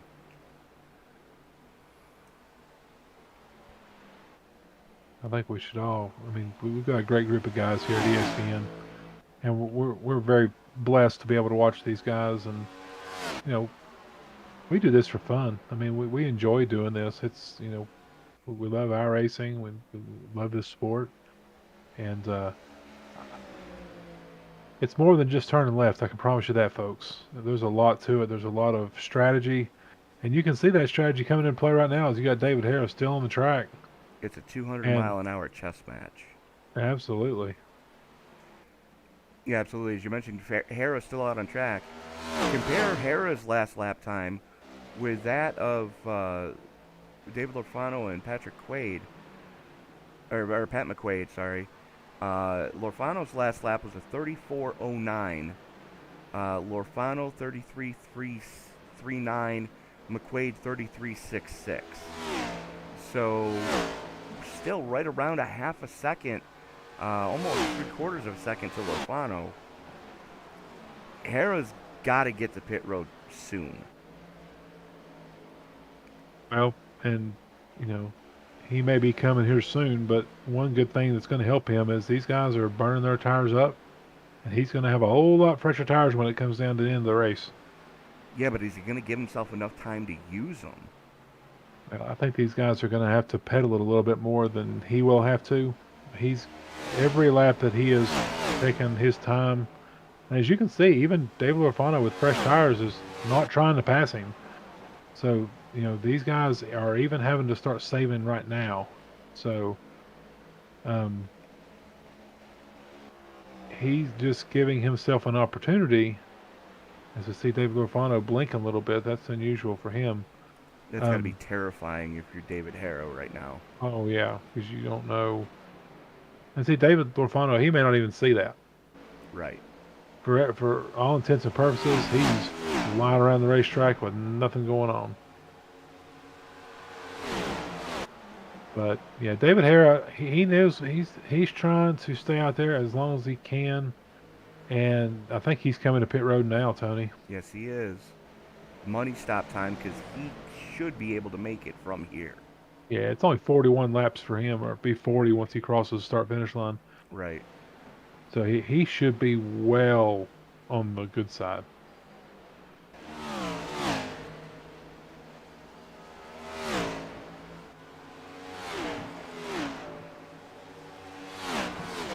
There you see Robbie Fletcher's Wrangler car, as Lorfano has just gotten by him. McQuaid now going to be the next one to pressure Fletcher as Lorfano continues with those connection issues.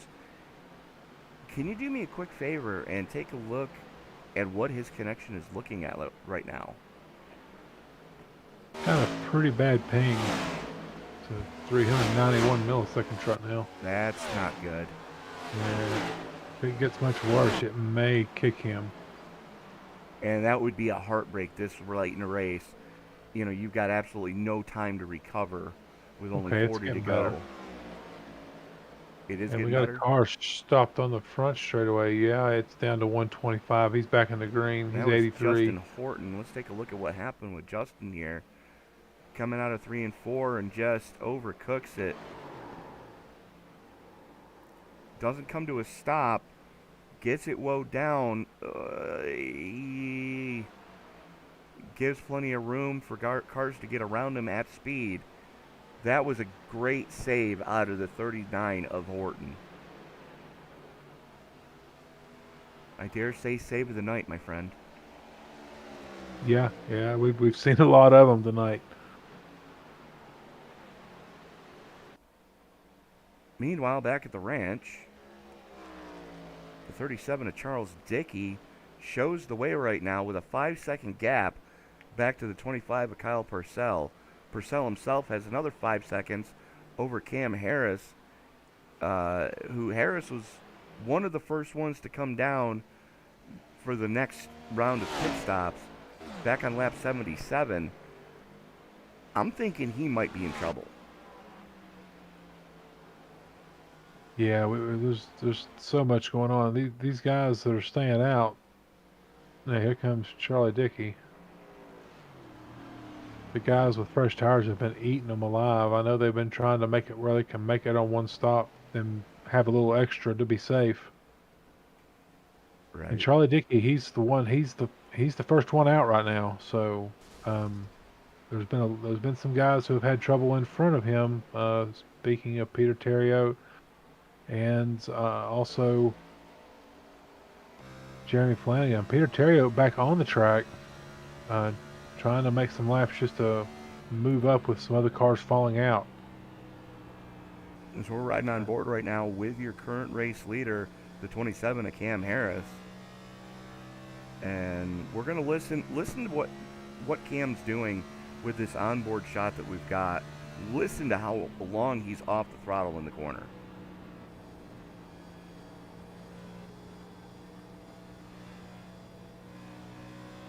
Just feathering it ever so slightly to carry that momentum on the top side.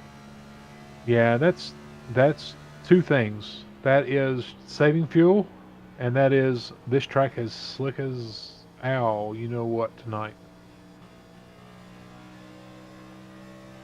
I was going to say greased goose poo, but okay, that works too. Yeah, well, here in the South, we like to, we're more owls here, so it's a Southern thing. Hey, I'm from north of the Mason-Dixon. Just don't hold it against me. I won't. It's all good. We all put our pants on one leg at a time, buddy. Yeah. And that's the one thing about racing. It brings us all together. Yeah, absolutely. And, that's one of the things that I can definitely say that I'm proud of over the last 5 years, or quickly approaching 5 years, is anytime we've gotten the opportunity to broadcast a charity race or fundraiser race for somebody in trouble in the iRacing community, racers have turned out in droves for those races. Some of the most highly participated in events throughout the entirety of the iRacing server are the fundraiser races for an iRacer that got caught up in a hurricane or a tornado, or just their family is having health issues. iRacers take care of other iRacers. Yeah, absolutely. And it's it's a good group of guys out there. That's for sure. They certainly look out for each other. Absolutely. They're still looking on board of.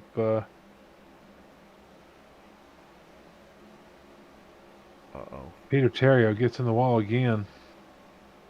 Something happened with Adam Angerstein. Ooh. He just got the Spanish Archer from the 5.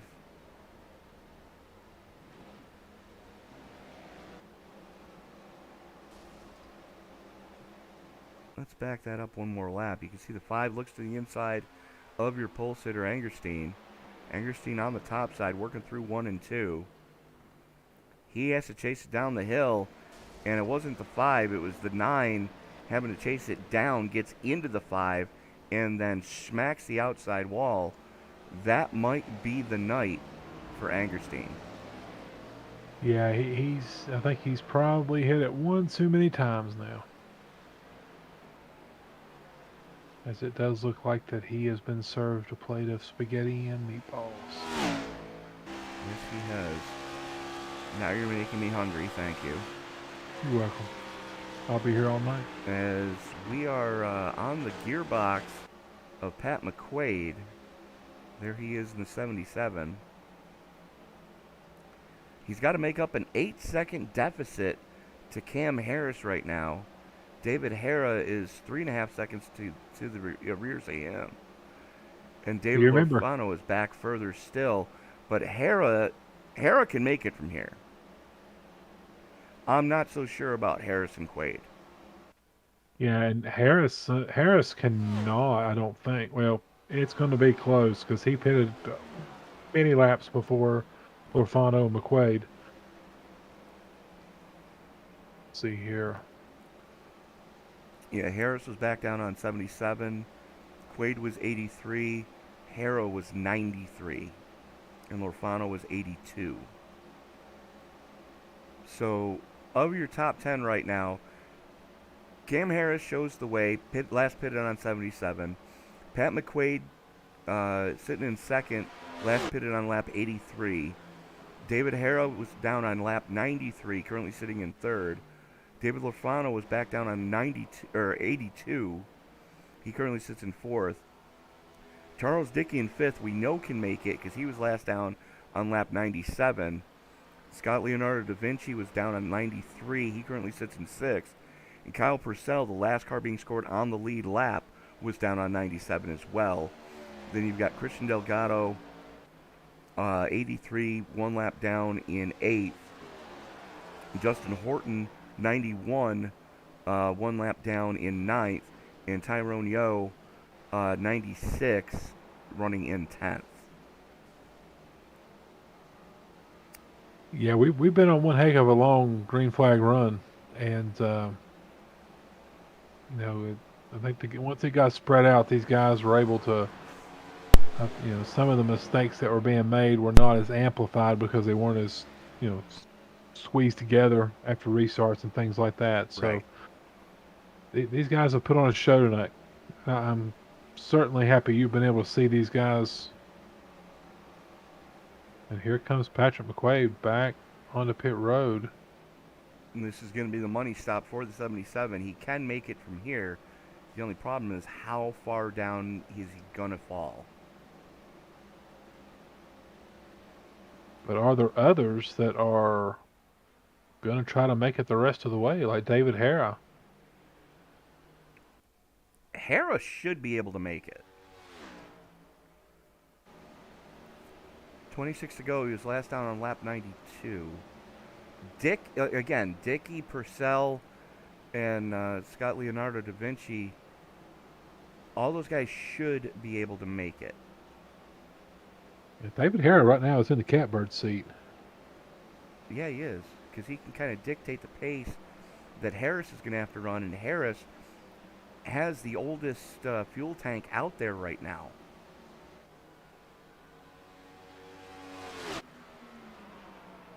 Having pit back on lap 77, so what's that, 16 lap difference?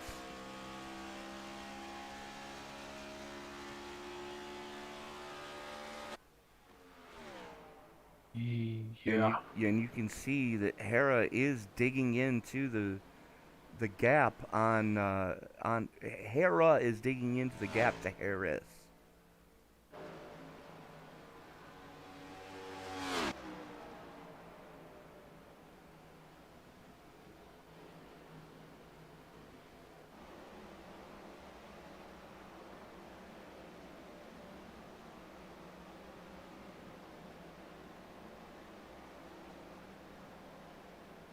I wonder if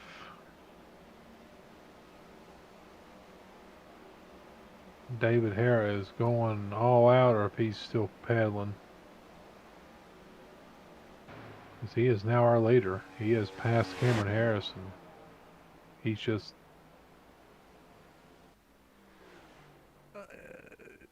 Harris just went pit side, didn't he?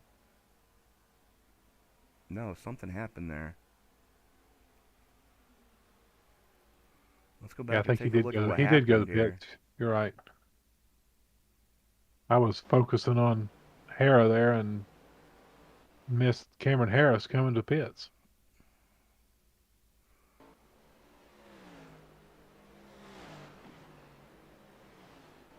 Yep, there he goes.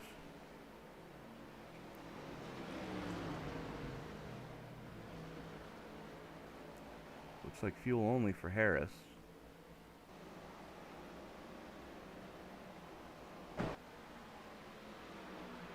And let's go on board with Hara.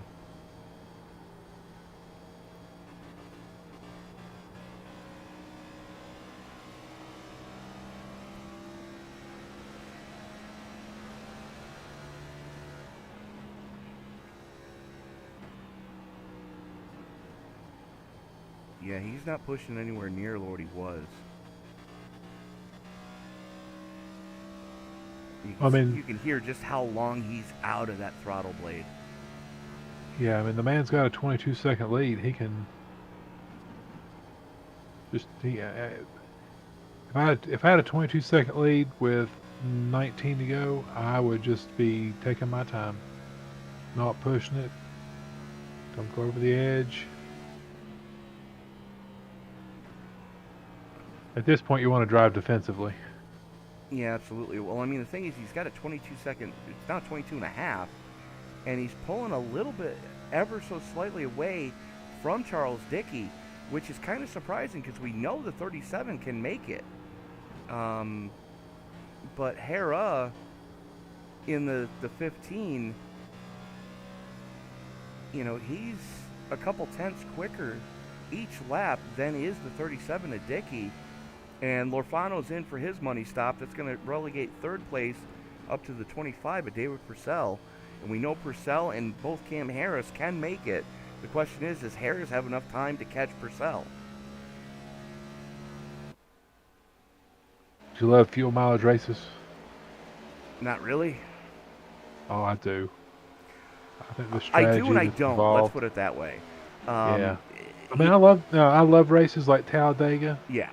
and I love the short tracks where you're most likely not going to have a fuel run unless you're at Richmond, and every race is a fuel mileage race. Well, here's the scary thing, and I finally was able to get it through a friend of mine from college's head that he's going, well, racing's not a sport. Okay, how isn't it a sport? Do you realize the physical, big wiggle for the 25 coming out of 2? But I said, Right in front of Lorfano. do you realize the fitness level of not just the drivers, but the mechanics have to go over the wall to change those tires? They recruit D1 athletes out of college that aren't going to go play pro sports to pit the car. Walk up and down pit road on any Sunday afternoon, and I guarantee you ask somebody where they played football, they're going to tell you. Absolutely. Football or basketball. And then you add the aspect of the team element of it, and you're talking about a chess match at 200 miles an hour. That's racing in a nutshell.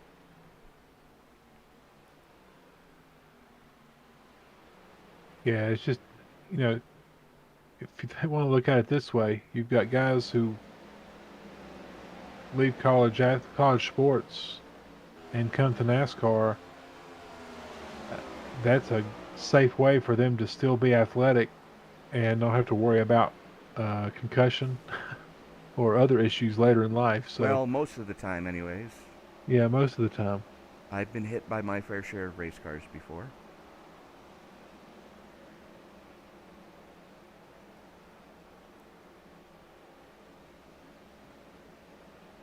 But yeah, I mean that's the beauty of this sport, and it holds true across any racing platform, be it your local club racers with a kart track, all the way up to Formula One, and more importantly in the World Endurance Championship, it's truly a chess match at 300 miles or 200 miles an hour.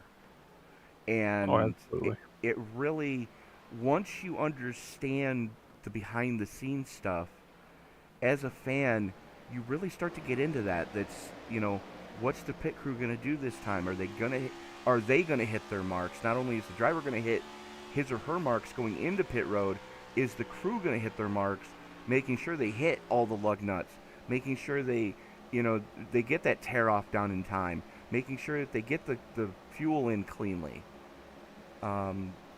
There's a lot that goes into a win on, whether it be a Friday night short track or a Sunday afternoon cup race. There's a lot that goes in behind the scenes that people don't realize. Absolutely. You're exactly right. So, we're coming down to it. We are coming to We'll be at 10 laps to go here, very in the next couple of laps, and David Hara continues to pull away from second place Charles Dickey. He's up to a 24.6-second lead. As Cam Harris flashes by Kyle Purcell to get back onto a podium position, that is very important for Harris right now to make it into the round of 6.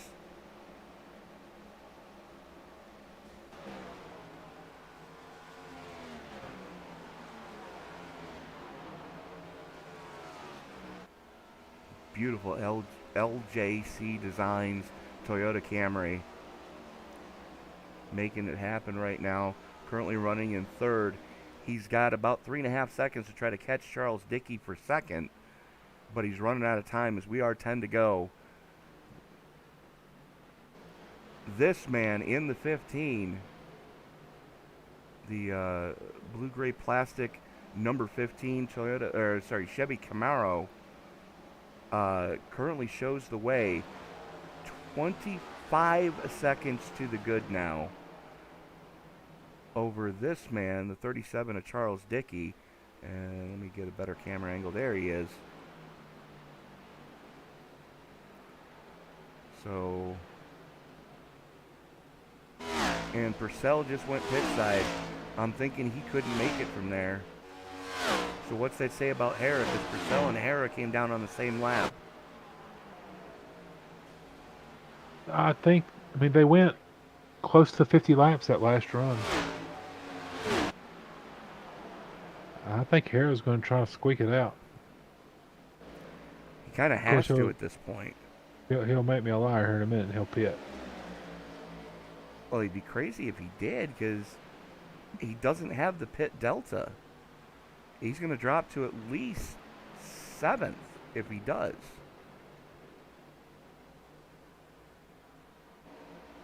Well, at least 6 anyways. And it's Pat McQuaid on the fresh shoes.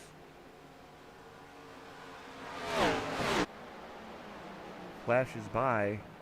Now McQuaid was back down on lap 108. Lorfano is back down pit road in the 8. Not sure what's going on there. You can see Hara he's not being overly aggressive, just putting the car where he needs to be. Has gotten the lead over Charles Dickey out to 27 seconds now. Yeah, David Hara does not want to see a caution right now. No, he does not. I mean, he has all but 3 other cars a lap down. Yeah, Hara, Dickey, Harris, and McQuaid are your only lead lap cars currently. Yep. And the 14 of Da Vinci sitting right back there as he's working around that lap car. I believe that was Justin Horton in front of him. Yes, it was.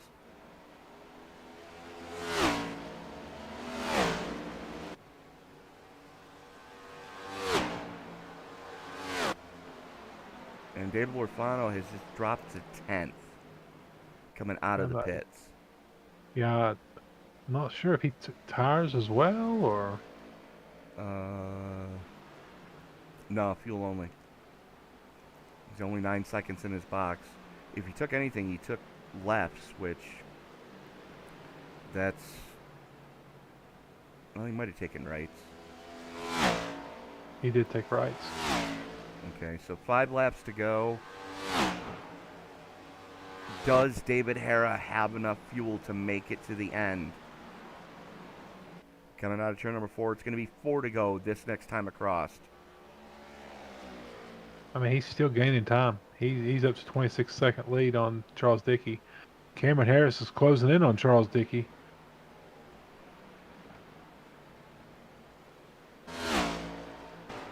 He is within second and a half. There's Harris.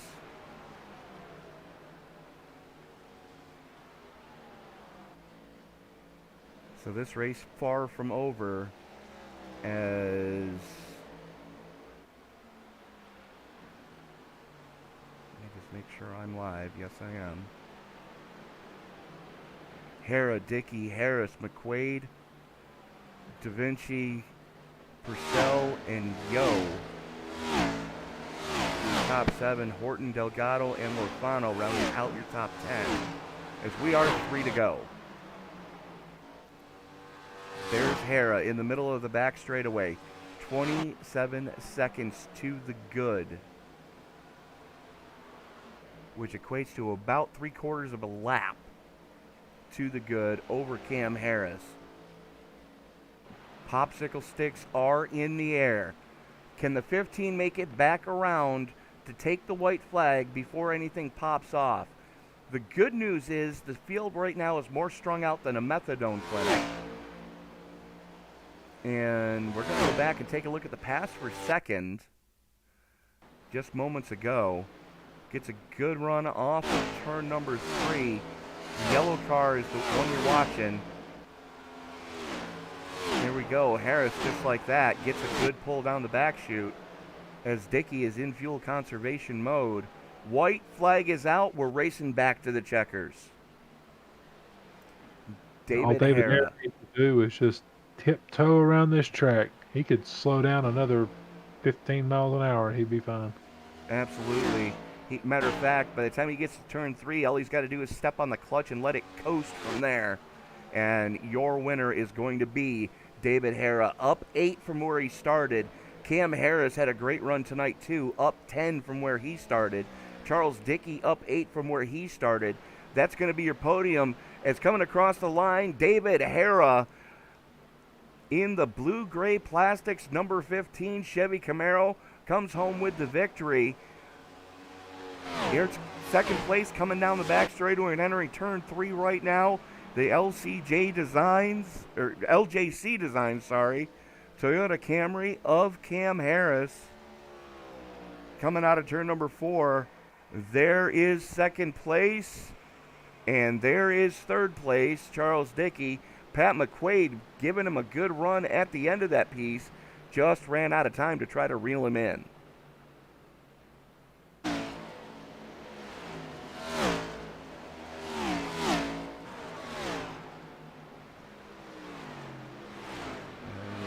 Just going to give us a second here. There he is, your winner tonight,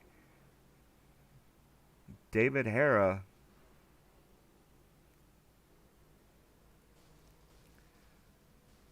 And Charlie Dickey, who needed a good run, got it. I mean, he was a few points out, but some of the guys ahead of him in the playoffs having issues tonight. Could be good. We probably won't know that until after the broadcast, but we will give you the update next week. Absolutely. So, but right now, we're going to reach out to the man of the hour, driver of the blue-gray plastics Chevy Camaro. Congratulations, Mr. Hillbilly himself, David Hara. You won at Homestead. Hey guys, how's it going tonight? Yeah, man, that's awesome. Man, that was fun. And talk us through that last little bit there. So this car was absolutely first of all, this blue-gray plastic fabrication Chevrolet was awesome tonight, man. I mean, it was fast. I got in a little trouble early, and that put me back. Came right back through the field. And then we had the last caution flag, and I don't know why the leaders didn't pit. I ran some numbers, and it told me I could make it. So I was full throttle the last 2 segments, last 2 green flag runs, because it told me I could make it. So I pitted there. And that's what won it for us, for sure, because some of these guys were – if I'd had to pit with them at the end there, I'm pretty sure Cam would have had me. But, man, that's pretty awesome. I've been a little under the weather, and to get this car to victory lane with blue-gray plastic on it and with cutting-edge forge on it back there, just awesome. And this Truckers Feed America series is awesome. Wow. Yeah, man, we're tickled for you, David. You've had a great year. You've had a couple of heartbreakers this year, but I'm tickled for you to get that thing into victory lane. You certainly do deserve it, my man. Yeah, man, and I can't be here without thanking my mom and dad for creating a legend. Thanks, there Mom. you go. That's what I say all the time, brother. That's right, man. So now this was fun. I hope you guys had fun. I know it started with a few cautions here and there, but seems the guys really pulled it together there towards the end. Yeah, it was definitely a good run. But congratulations, my man, and look forward to seeing you guys next week. Yeah, man, can't wait. Uh, Now, David, before we let you go, who else do you need to thank? You thanked Mom, but who else? Yeah, mom and dad for creating the legend. Blue Gray Plastic Fabrication for being on this car the last 3 seasons now. Got cutting edge forge on the car. Hillbilly Motorsports, all my teammates, Larry Garns, David Lafano, Scott Leonard. Um, just for we get in practice and we practice and we practice. I also want to thank Keegan Leahy, the 2021 champion. I've been taking some classes over there in my off time, and seems to pay off. All right, Once David, we'll once see you again, next man, week. congratulations. Thank you. So Hey, I want to thank you guys too. well, thank you, sir. Glad Sim Thank you, Racing buddy. Media, Cool. ESBN. You guys do an awesome job. Thank you, man. So that was our winner, David Hillbilly himself, Hera. And Damon, I believe we've got second place with us now, driver number 27, Cam Harris. Hey, Cameron, it's Damon and Tony in the booth. You got a copy, my man?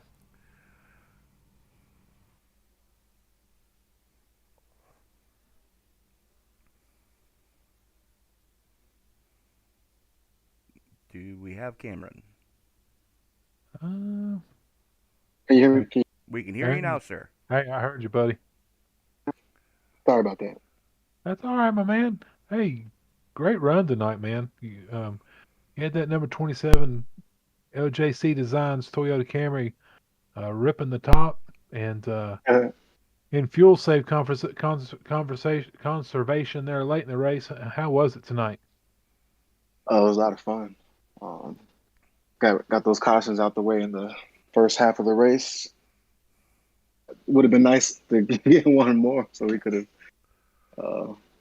maybe got around to 15. He did something different that no one else did. I don't know what he had going on, but good for him. You know, he obviously earned it. Just trying to do what I can, what I have, and I brought it home second, so not too bad. Yeah, definitely a great run for you tonight, Cam. And we head into the next round of the playoffs after tonight. It looks like you should be pretty secure moving forward. What's your outlook for the rest of these playoff races coming up? Well, the next one is this the final round? I'm not even sure. This the final race of this round. This was the cutoff race for this round. Yeah. Okay, right. Well, just top fives, top threes, top fives, man. And There I you hope go, man. those points will add up, and Keep we'll see hammering where we're away. at for what's that? Phoenix is the last race. See what Yes, we got for the short track. well, congratulations, man. Who you need to shout out tonight, Cam? Well, the 15, he destroyed us, man. Shout out to him. Shout out to the Yes. hillbilly. Yeah, man. I'm over here sweating in my seat, man. I gave everything I had. Um, McQuaid was right there in P4. Charles Dickey, top five for him. It's good to see him up there. Yeah, that's all I got, man. That's all I got. All right, brother. Well, congratulations on a second place finish, and Right on. well, we'll see you next week, man. All right, you guys have a good one. You too, my man. So that was our second place finisher, Cam Harris. And joining us now, as soon as I can find him, there he is. Driver of the number 37, coming home in third place, Charles Dickey. All things considered, can't be too disappointed with the podium here at Homestead-Miami. No, sir. It was pretty good. Talk us through those first couple of melees. You got caught up in one of them, but you were able to, burn the fast repair in a timely manner and get back out on track. Great recovery drive tonight, sir. Thanks, man. I was just trying to stay out of trouble and, finish this race in a good position and try to get myself in this final round so I can see what we can do this last round with these fellas. Now, you were one of the last cars to come down under that second green flag pit stop. When you came down on 97, did you know you could make it from there? Yes, sir. I knew I'd have to save a little bit, but I knew I could make it to the end, and I was hoping that Hillbilly must have saved a lot, because I felt like he was in about 5 laps before me, and I felt like I was in good shape, but then just had to keep saving. So, congratulations to him and Cam both. That was a great run for them. Well, we go from one multi-groove track to another next. We're off next week, but we're back on the May 10th with Michigan. Your thoughts going into the house that Penske built? I seem to like these big long tracks with the long green runs. I'm not very fast on short runs, and I don't have short run speed, but I seem to be able to save my equipment, and save a little fuel. So that might be a good track for us, and we might be able to come out with a good finish, hopefully. But I look forward to that. I like all the tracks coming on this last round here. All right, Charles, before we let you go celebrate with the team, who do you need to thank for the podium tonight? I'd like to thank G-Tech Cleaning Solutions, FMI Racing, Quarter Midget Parts, Faded, for their support and bringing me in when nobody else would. I'd like to thank you guys for your awesome broadcast all the time. Dave Lafano and everybody else put our league together, and my wife and kids for letting me do this. All right, Charles Dickey, we'll see you in 2 weeks at Michigan. Thank you, brother. I appreciate it. Have a good night. You too, man. Well, Damon, we've got another one in the books, and I got to say that it was really fun. Oh, no. What's that? Something just happened, and I don't know what. Okay, so iRacing closed on me, folks. I do apologize. We're not going to be able to show the results on the screen. I do apologize for this again. But David Harrah, Cam Harris, Charles Dickey, your podium. Pat McQuaid coming in 4th. Scott Leonardo da Vinci in 5th. 6th goes to Kyle Purcell. 7th goes to Tyrone Yo. Justin Horton in 8th. 9th goes to Christian Delgado. And rounding out your top 10, David Lorfano. Yeah, coming home 11th is Robbie Fletcher in the 71. 12th, Larry Garnes in that number 20. Nathan Christensen, 09, and the 09 machine finishing 13th. Peter Terrio just didn't have a good night tonight, coming home 14th. Adam Angerstein, our pole sitter, having issues a couple of times tonight, coming home 15th. Johnny May, 16th. John Higgins Jr. in 17th. And unfortunately, our fan favorite, Zorku Jeremy Flanagan, coming home 18th tonight.